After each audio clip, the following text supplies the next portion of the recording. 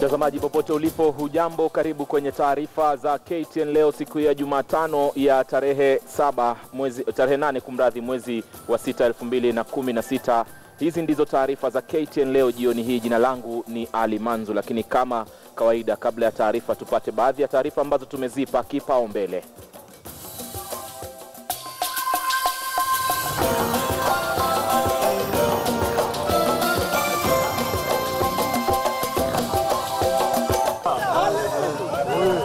Mwanga wa mazungumzo waonekana baada ya Rais Kenyatta kuteua kamati ya kushauriana na upinzani. Je, ndio mwanzo wa mwisho wa makamishna wa IEBC?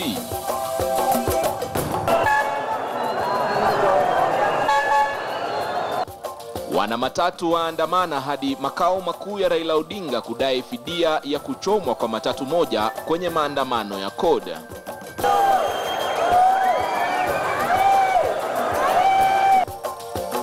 Banda kama hii ndo supermarket yetu, ni kwa maana uchumi uko juu. Sukari ni ya 10, majani ya chini kabisa ni ya 5. Waziri Henry Rotich asoma bajeti ya matrilioni ya pesa, lakini je, inaendana na uchumi wa Mkenya, haswa anayenunua sukari ya shilingi 5?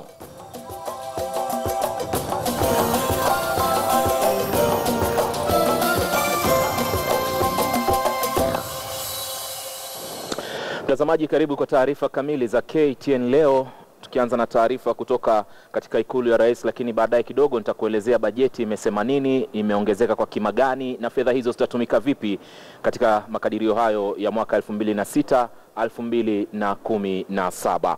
Hizi ndizo taarifa kamili. Hatimaye Rais Uhuru Kenyatta amekubali shinikizo za muungano wa CORD za kufanya mashauri na upinzani kuhusu uwezekano wa kuwaondoa afisini makamishna katika tume ya uchaguzi nchini IEBC. Kwenye hotuba na wanahabari katika ikulu ya Nairobi, Rais Kenyatta hata hivyo amesema kwamba angali anashikilia ule msimamo kwamba utaratibu wa kuwaondoa mamlakani makamishna wa IEBC umetolewa kwenye katiba. Rais Uhuru Kenyatta katika taarifa yake amesema kuwa serikali ya Jubilee iko tayari kwa mazungumzo yanayopigwa debe na muungano wa CORD. Kenyatta amesema Jubilee itaandaa mkutano wa wabunge hapo kesho kuwachagua wawakilishi katika mazungumzo hayo ya kutatua zogo linaloikumba tume ya IEBC. Subsequent to the agreement of the speakers, a joint select committee of both houses of parliament will be set up in accordance with the standing orders of both houses. The mandate of the committee will be strictly and exclusively limited to the matter of IEBC. CORD ilikuwa imetoa majina ya wawakilishi 5 kwenye mazungumzo hayo baada ya madai kutoka kwa vinara wa CORD kwamba walikubaliana na Rais Uhuru Kenyatta kufanya mazungumzo, ila rais akakana madai hayo. Lakini sasa akalegeza kamba that other initiatives by Parliament will harmonize their work within the framework of the Joint Select Committee. So I would say that this is a welcome development. We are going to discuss. I did not see the President's statement, but we are going to consult after we have seen exactly the text and the content of his statement, and we will be issuing a statement tomorrow. Ni uamuzi alitoa baada ya mkutano na viongozi wa kanisa na maspika wawili Justin Muturi na Ekwe Dhuro wa Seneti. Kenyatta ametaka wahusika wote kupewa nafasi katika mazungumzo hayo kutoa maoni yao. So I do hope that our friends, after engaging with religious leaders and other members of our society, will also accept for us to follow this particular ground and resolve the impasse of the IEBC within the framework of our agreed sacred document, which is our constitution.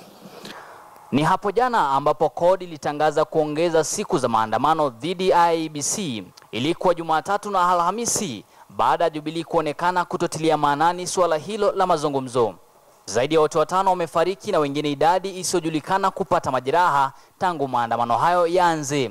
Silaha ya kodi ya kufanya mazungumzo na serikali sasa ni butu baada ya Rais Uhuru Kenyatta kukubali kuwa mazungumzo yatafanywa. Lakini je, hili litakoleza kiu cha kodi cha kufanya maandamano? Nicholas Ombuwa, KTN leo, Nairobi. Rabsha zilizuka mapema hii leo katika afisi za CORD nje ya jengo la Capitol Hill baada ya waandamanaji wanaopinga maandamano dhidi ya tume huru ya uchaguzi IEBC kukabiliana na wafuasi wa CORD. Mwanahabari Jeff Kirui na taarifa kwa kina.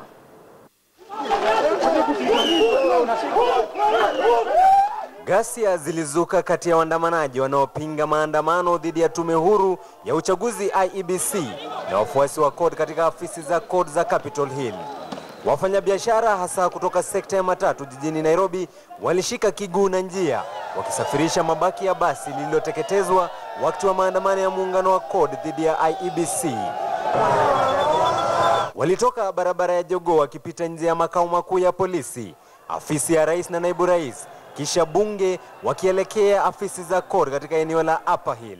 Nia kuu ikiwa ni kuwasilisha ujumbe wa ghadhabu zao dhidi ya viongozi wa CORD kuhusiana na maandamano. Na punde walipowasili, wanabiashara wa Kenya tumeamua na tumesema hatutakubali tena wafanya vile walifanya lile gari ya yule mama. Hiyo ndio ya mwisho, na ile nyama waliiba Mathare ni ya mwisho. Haya maandamano ni licha ya onyo la hapo jana ya waziri wa usalama Joseph Nkaiseri. The government prohibits all unlawful demonstrations in the country. Peaceful and armed picketing demonstrations.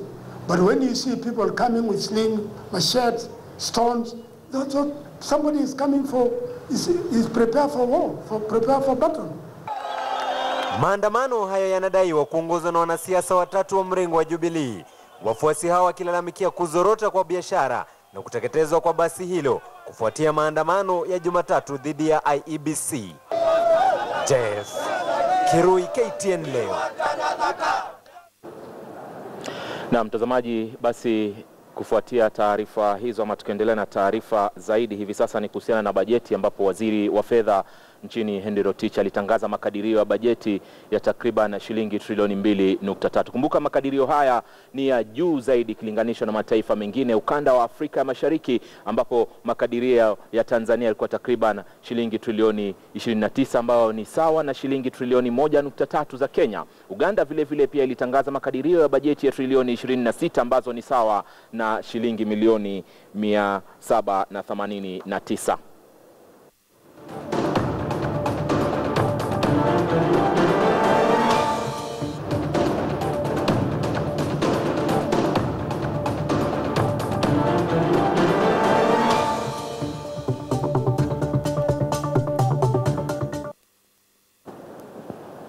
Na mtazamaji, basi ni kuarifu tu na kile ambacho kimeweza kutangazwa kupitia bajeti ambayo ilikuwa ikisomwa na imeisha nyakati za jioni. Kwa muhtasari tu mtazamaji, hivi ndivyo mambo yalivyokuwa. Manake hii leo ilikuwa ni 2016 2017, matumizi yake, makadirio yake yamekuja shilingi trilioni 2.3 kama nilivyokuelezea hapo awali. Hili ni ongezeko kubwa sana la shilingi kama milioni 100 hivi, ambapo mwaka 2015 2016 kipindi hicho ilikuwa ni trilioni 2.2.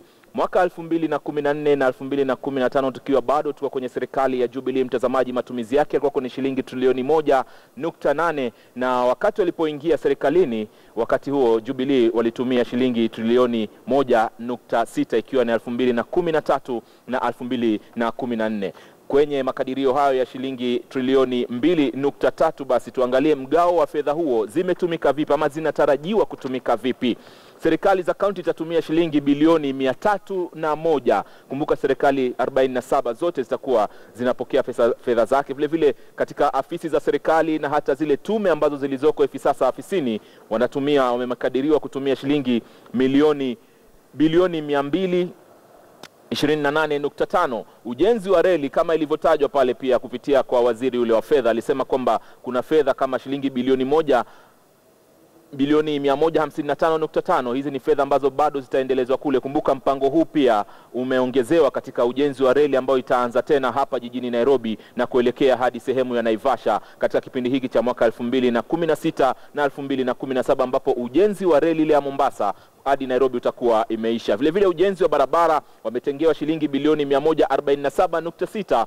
Kawi, uimarishaji wa Kawi shilingi bilioni 39.9, huku bandari ya Mombasa ambapo hii leo kulipitishwa sheria muhimu sana ambayo itasaidia kupitia lile shirika la JICA kutoka Japan pia kutoa msaada wake kwa upanuzi wa bandari ya Mombasa, wao wametengewa shilingi bilioni 16.8. Vile vile upande wa ulinzi wa kitaifa kupitia wanajeshi, mtazamaji, shilingi bilioni 15.6 ndizo ambazo zimetengewa, huku kilimo na akiba ya vyakula ikitengewa shilingi bilioni 12.2. Hapa pia tukizungumzia uimarishaji wa mashamba mbalimbali ikiwemo kama lile la Galana kule sehemu ya Tana River. Vipakatalishi, hapa tunazungumzia elimu katika shule za msingi ambao zitapokea vipakatalishi, shilingi bilioni 32.8 ndio ambazo wametengewa, huku idara ya mahakama ikitengewa shilingi bilioni 15.3 hapa. Bunge nalo limetengewa shilingi bilioni 27, huku hazina ile ya maendeleo katika maeneo bunge yani CDF ikitengewa shilingi bilioni 34.5. Tukiendelea tena mtazamaji, upande wa hazina ya vijana pamoja na wanawake pia walipotengewa shilingi bilioni 9.8, huku hazina upande wa ujenzi wa mabawa na ujenzi wa mabawa yani ambao utakaosaidia katika kuleta maji na hata kuimarisha umeme, nguvu za umeme, shilingi bilioni 13.9. Shilingi bilioni 5 mtazamaji zimetengewa yale matukio ya dharura, iwapo kunatokea kitu chochote tu basi itakuwa hizi ni fedha ziko tayari kusaidia katika upande ule. Mtazamaji, tutakuletea taarifa zaidi katika taarifa zetu hizi ambazo tunazoendelea, manake tayari mwenzangu anaendelea kutuandalia taarifa mbalimbali kuhusiana na bajeti. Hata hivyo mtazamaji, baada ya kusomwa kwa bajeti hiyo ya shilingi trilioni 2.3, kwingineko Mkenya anaendelea kulalama kwamba juhudi zake za mchwa zinaishia katika ushuru, lakini maisha yake yanasalia vile vile yalivyo katika hali duni. Mwanahabari Lofty Matambo na taarifa hiyo.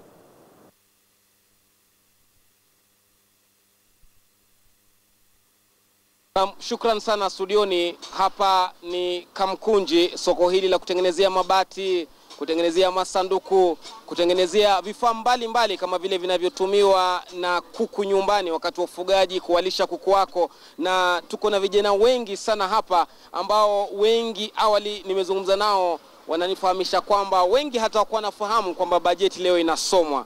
Cha kushangaza sana, lakini vile vile kuna wengine ambao kuna maoni yao kuhusiana na bajeti ya mwaka huu. Waziri wa fedha Henry Rotich atakuwa anasoma ikiwa ni bajeti yake ya 4 tangu achukue hatamu za uongozi ama tangu achukue wizara hii ya fedha.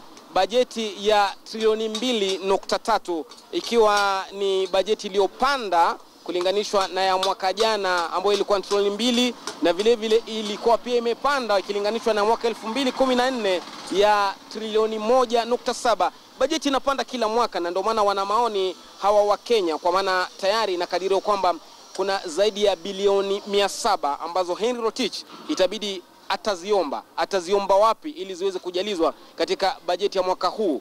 Ndio Wakenya wanasemaje? Nina Mkenya mmoja hapa ambaye atatuambia jina lake na vile vile atupatie maoni yake. Hujambo kaka? Mimi siongei sana. Ongei sana kuhusu budget. Unahisi kwamba serikali inajali watu wa jua kali katika makadirio yao ya pesa kila mwaka? Budget yenyewe hata isomwe, hata ikatae kusomwa, watu wa jua kali wanasema wajifanyie kazi yao. Ruben Njiru maoni yake, anasema yeye ombi lake ni kwamba ushuru ushikishwe bei haswa kwa bidhaa hizi ambazo wanatumia, malighafi ambayo wanatumia kutengenezea mabati yao hapa. Kuna mwingine kaka hapa ambaye kidogo jivu linaniingia kwa ajili ya kazi yake. Unaitwa nani kaka? Mimi naitwa Mushiri Kafue. Mushiri, je, unajua kwamba leo bajeti inasomwa? Nimesikia na wewe buda boss. Kitambo jioni ifike ningekuwa nimeshapata ripoti yote. Juu watu wanapitia hapo wakisema na wataniambia tu. Tayari Kenya ina madeni kima cha shilingi trilioni 3.2 ambacho kinalipa kwa ajili ya pesa zilizoombwa. Sasa je, unaona haya madeni yanaweza kukufikia wewe kama mwananchi na yakutatize katika shughuli zako za kila siku? Hiyo deni si Kenya, ni wewe. Juu wewe ndio unalipa tax. Kwa hivyo lazima niadhibu kiasi. Itakugusa kidogo. Itanigusa. Juu mimi ndio nalipa, mimi ndio mwananchi mwenye na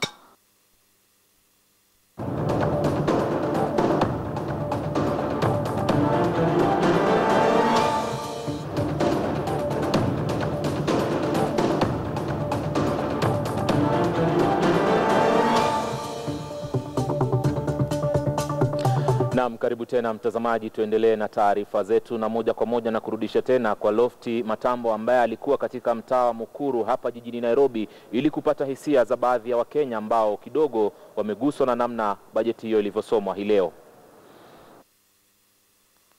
Karatasi shashi, sabuni, sigara, tumbaku, maji ya sharubati na kadhalika.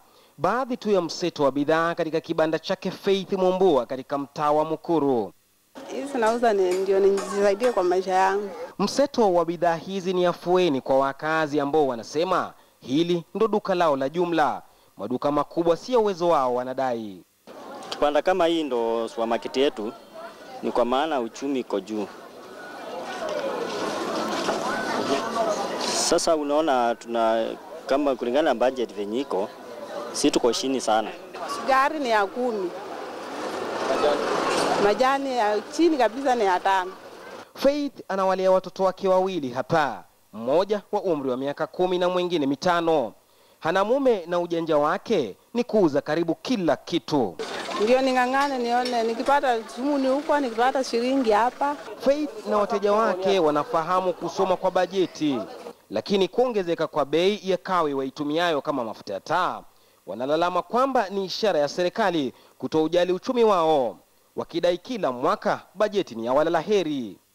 1000 ndio hakuna, uchumi iko juu. Hiyo 1000 sina. Natumianga yenye iko. Hii bajeti kama vitu zitakuwa zimeteremshwa itanisaidia sana kimaisha yangu. Kuna vitu zingine zinakuwa zimapanda kabisa, nashindwa na kununua. Maeneo mengi katika mtaa wa Mukuru kama mitaa mingine ya mabanda yakisalia ya kutia kinyee, chakula na maji taka yakikaribiana kama majirani. Na thamani ya shilingi 10 hizi ndo thamani ya uchumi wake Faith anafahamu. Na vile vile anafahamu fika kwamba kila mteja japo hapa kununua bidhaa ndogo ndogo kama ninavyofanya mimi, kama njugu hizi, kuna baadhi ya fedha zinazokwenda katika ushuru wa nchi, lakini wanalalama kwamba hawaoni thamani ya ushuru wanaotoa hapa Mukuru. Lofty Matambo, KTN leo, Nairobi.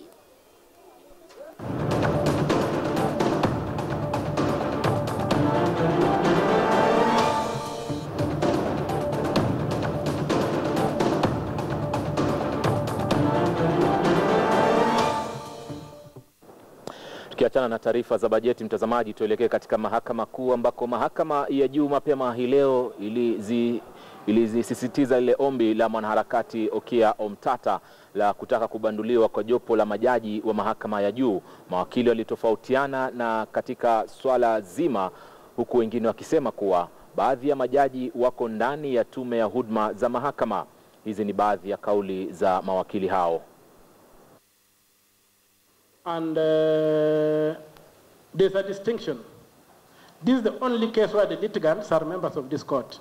So if it is overturned, you can easily say, they closed ranks to protect their own. You see, we can't say that in the other cases. So that's why I'm trying to bring the equations of equity. Complement of judges, 7 of them, of the Supreme Court. Omotata's application should be allowed, so that the Deputy Chief Justice goes home with her pension. The Honorable Mr. Justice Philip Tunoi goes home, as already decided by 5 judges of the High Court and 7 judges of the Court of Appeal. Let this court, the Apex Court, now pronounce itself. For Justice, my Lord Chief Justice William Mutunga and my Lord Teacher Smokin Wanjala, it is not a matter of appearance of bias. It is a clear conflict of interest. They simply may not sit in judgment over these proceedings. About a lady justice, the deputy CJ of this court, is clinging to office. My Lord, since when is the exercise of a person's right to go to court to be referred to as clinging. I can remember him going into court. I have been into court, and many others in this room have been into court. Were we clinging to something?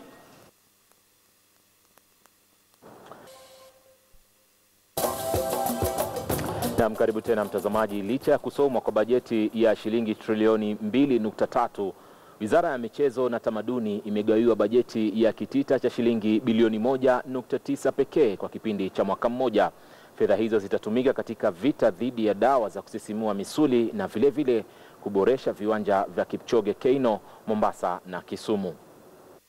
The government has established the anti-doping agency and initiated the process of improving sports facilities in Eldoret, Mombasa, Kisumu and Nairobi in order to strengthen our sports and arts. To develop, preserve and protect our culture and national heritage, I have proposed to allocate 1.9 billion for sports, culture and arts program. Wengineko, gavana wa kaunti ya Mombasa Hassan Ali Joho amepitisha mpango wa kupanua uwanja wa kaunti ya Mombasa ili kuweza kudhibiti idadi kubwa ya mashabiki na kufikia viwango vya kitaifa. Katika mpango huo mpya, uwanja huo utakuwa na uwezo wa kuhimili mashabiki 30,000. Joho ameihimiza Wizara ya Michezo katika kaunti hiyo kufanya hima ili kutoa bajeti ya ujenzi huo. Uwanja wa Mombasa unatarajiwa kuandaa mashindano ya CHAN yatakayoandaliwa nchini kwa mara ya kwanza mwaka 2018.